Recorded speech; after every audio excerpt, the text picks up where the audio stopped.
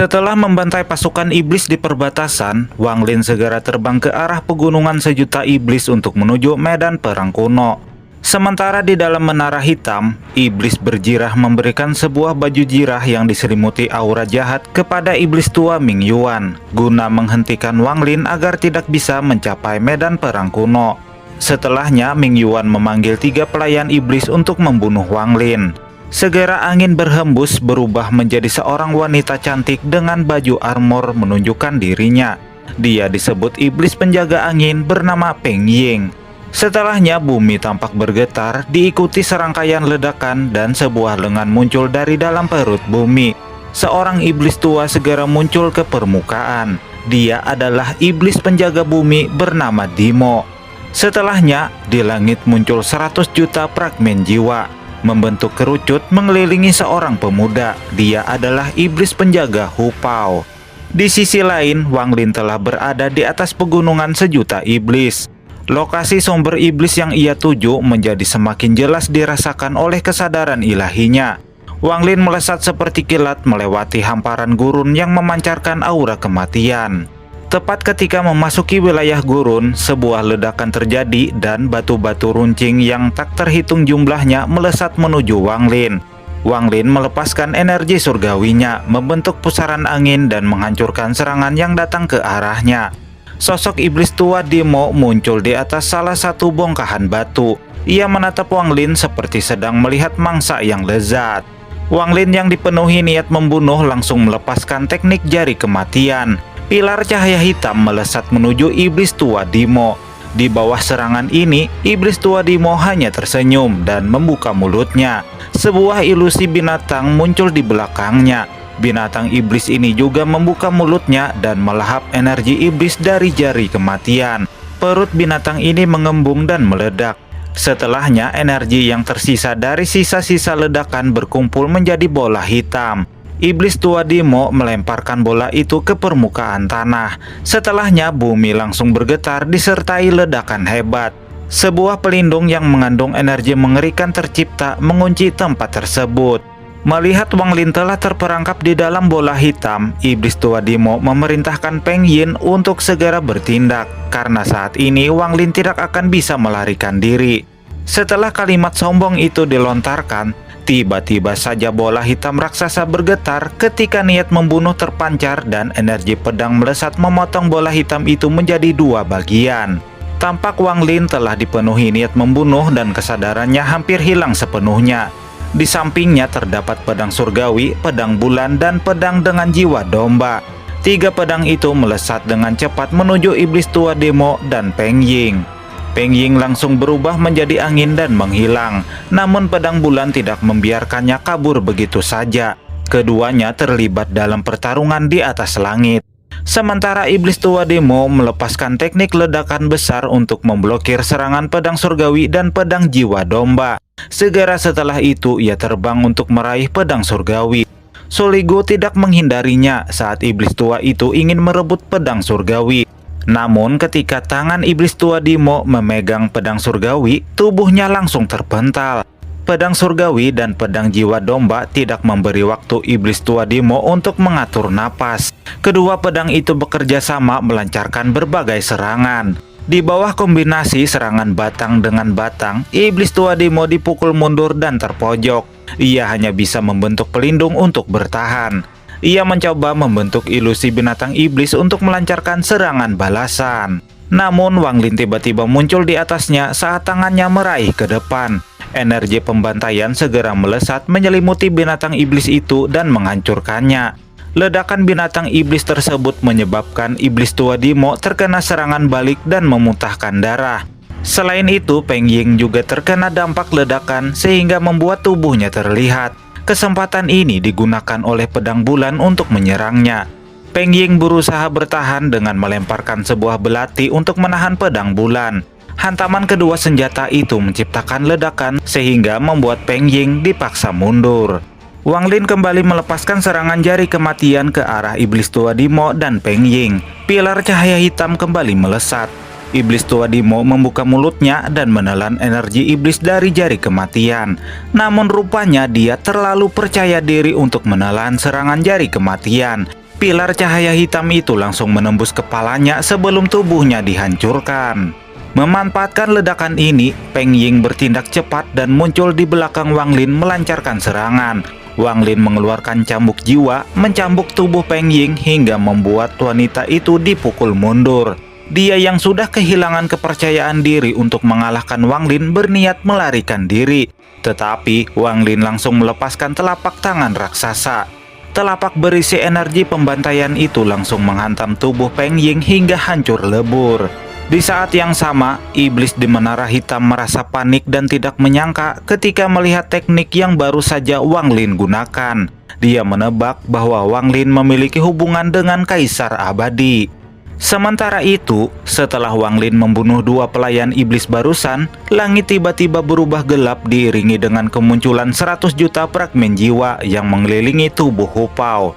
Ketika ia berteriak menyebut nama Wang Lin, hal ini membuat ekspresi Wang Lin sedikit terkejut. Ia dapat merasakan aura kebencian dan niat membunuh dari tubuh muridnya itu. Hu Pao menegaskan bahwa hari ini dia akan membunuh Wang Lin karena telah mengkhianatinya. Dulu dia memandang Wang Lin sebagai sosok yang kuat. Baginya, Wang Lin hanyalah semut dan bukan lagi tandingannya. Hu Pao juga berencana akan kembali ke suku pemurnian jiwa dan mengambil semua fragmen jiwa milik semua anggota suku pemurnian jiwa agar menjadi kultivator terkuat di tanah roh iblis. Wang Lin tahu mengapa Hu Pao ingin membunuh semua orang yang telah mempelajari metode pemurnian jiwa. Hal ini agar dia menjadi satu-satunya dan berkuasa. Meski Wang Lin memuji Hu Pao adalah jenius langka yang melampaui Hongdi, tetapi pemuda ini melakukannya dengan membakar jiwa asal serta semangat kehidupannya. Hu Pao menjadi semakin marah karena Wang Lin telah mengetahui rahasianya. Dia melepaskan 1 juta fragmen jiwa membentuk 3 ular raksasa yang langsung menyerang dengan ganas ke arah Wang Lin.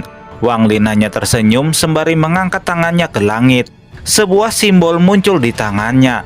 Ular raksasa itu seketika berhenti dan kembali menjadi 1 juta fragmen jiwa.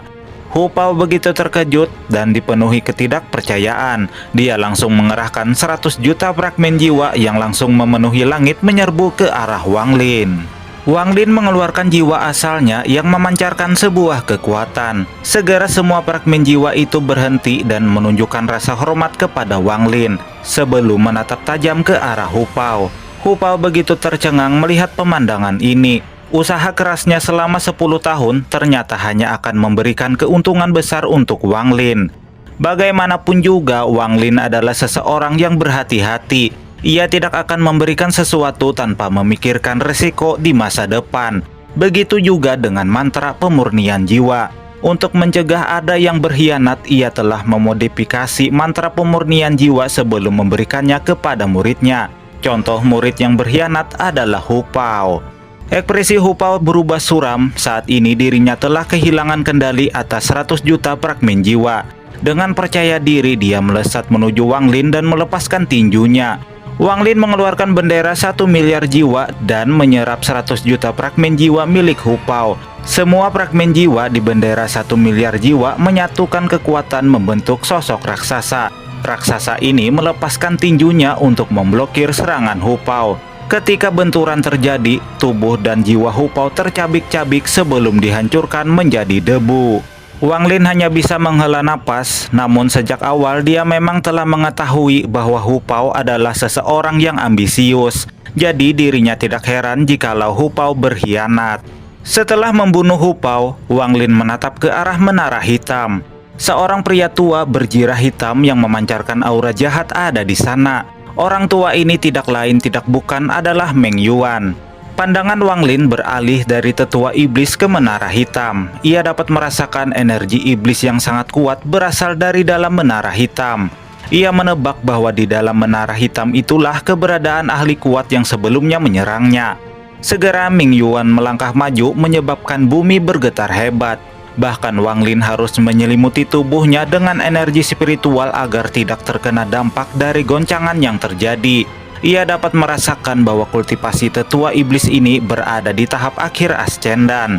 Tetapi kekuatan ini berasal dari armor besi yang ia gunakan. Mata Wang Lin menjadi dingin karena efek buah surgawi telah ditekan sehingga membuat kesadarannya secara perlahan pulih beserta kelicikannya. Ia mengangkat tangannya ke langit untuk memanggil sungai dunia bawah yang berasal dari daunnya sendiri. Dia juga melepaskan energi pedang Ling Tianhao sebagai tindakan menakut-nakuti. Iblis tua ini sangat terkejut ketika melihat sungai yang terbentuk di langit, terutama energi pedang yang sangat kuat itu. Namun di saat bersamaan, raungan kesadaran ilahi tiba-tiba muncul. Sebuah suara kuno terdengar dan bertanya, "Dari mana kau mempelajari telapak tangan surgawi itu?" Tanah mulai retak dan bumi bergetar akibat dampak kemunculan kesadaran ilahi tersebut. Wang Lin menjawab, "Aku mempelajarinya di alam surgawi." Kesadaran iblis di dalam menara ini berkata bahwa dirinya pernah pergi ke alam surgawi. Lalu dia memerintahkan Ming Yuan untuk menangkap Wang Lin hidup-hidup.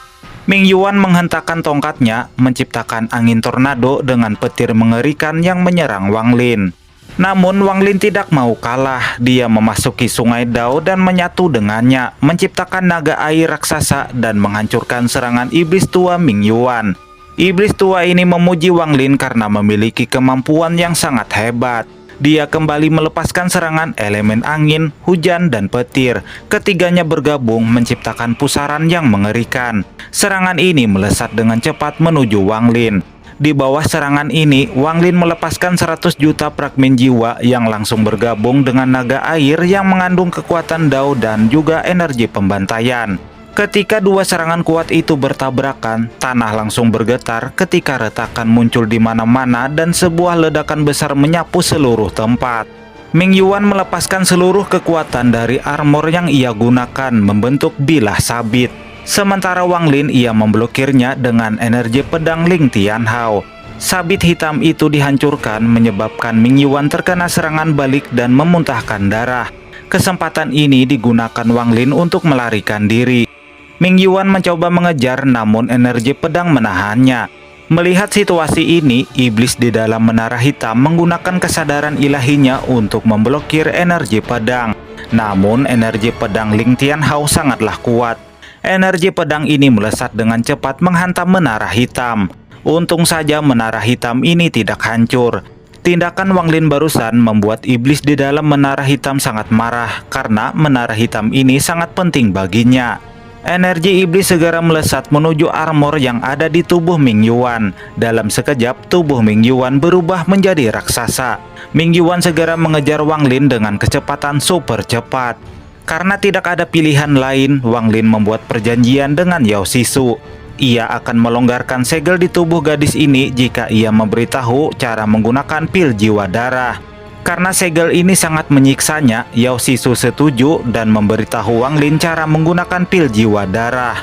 Wang Lin segera mengeluarkan pil jiwa darah dan meneteskan sedikit darahnya ke atas permukaan pil jiwa darah tersebut.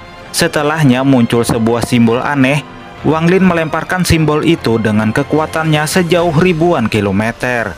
Tepat setelah ritual itu selesai, Ming Yuan muncul menangkap tubuh Wang Lin. Namun Wang Lin tidak memberikan perlawanan sedikit pun, tapi sebaliknya dia malah meledakkan dirinya.